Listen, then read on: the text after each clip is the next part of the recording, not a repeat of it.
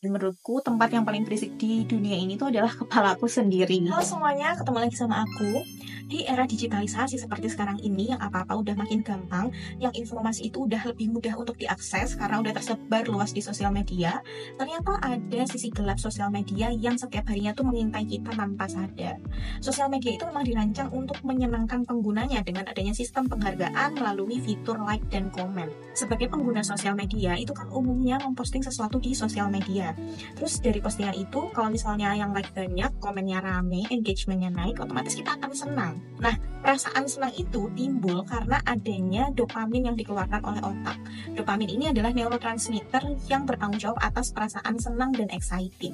Setiap kali pengguna sosial media memposting, kemudian mendapat like dan komen, dopamin itu akan terus-terusan dikeluarkan. Kita tuh akan ngerasa senang terus, walaupun senangnya itu tuh sementara. Nah, kondisi ini dinamakan dengan dopamin loop.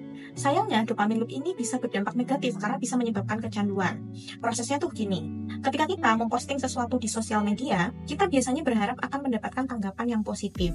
Ketika postingan yang kita posting itu mendapatkan banyak perhatian, tubuh kita itu merespon dengan mengeluarkan dopamin. Kita tuh akan jadi senang, kita akan jadi euforia, kita akan puas gitu dengan apa yang kita lakukan di sosial media.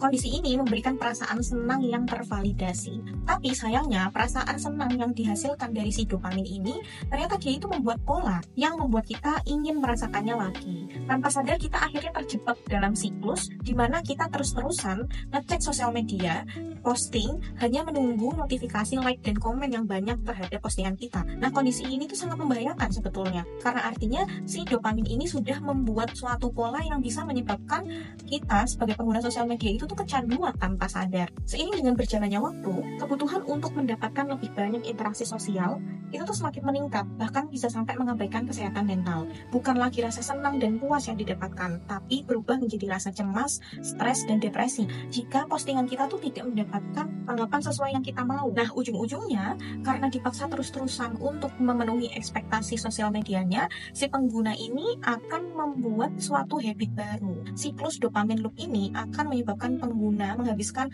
waktunya di sosial media itu semakin banyak dan membuatnya tidak menjadi produktif. Jadinya ya kerjaannya cuma mantengin sosial media. Dia nggak ngerjain kerjaan yang lain, dia hilang fokus sama kerjaan-kerjaan dia yang lain. Jadi habit yang terbentuk itu tuh malah jadi nggak sehat, karena waktunya tuh habis untuk scrolling, terus untuk memuaskan ekspektasi sosial medianya. Nah, kecanduan sosial media yang diakibatkan oleh dopamin loop ini bisa menyebabkan efek jangka panjang yang akan berakibat pada kesehatan mental dan fisik. Penggunanya mungkin bisa mengalami stres, terus cemas karena harus terus-terusan memberi makan ekspektasi sosial medianya itu.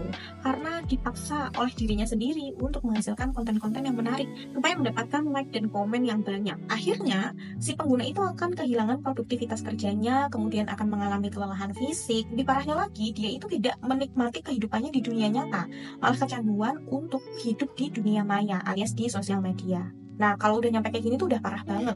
24 jam kerjanya cuman mantangin sosial media doang. Apa nggak pusing tuh kepala? Padahal isinya sosial media itu cuma orang-orang flexing, orang-orang yang nggak pengen hidupnya tuh terlihat buruk, orang-orang yang pakai filter supaya kehidupannya tuh terlihat baik-baik aja, kehidupannya itu terlihat sempurna. Jadinya makin pusing aja, udah mah stres karena dopamin loop, stres lagi sama tekanan sosmed yang nggak realistis kadang. Jangan sampai kehidupan kita itu diatur sama sisi gelap sosial media yang ini. Jadi memang efek dopamin loop itu kita harus menyadarinya sedari dini. Kita itu harus meningkatkan self awareness kita dan harus lebih bijak dalam menggunakan sosial media. Oke, segitu dulu video kali ini. Semoga bermanfaat. Kalau kalian suka sama kontennya, kalian boleh like video ini dan jangan lupa subscribe. See you in the next video. Selamat berproses.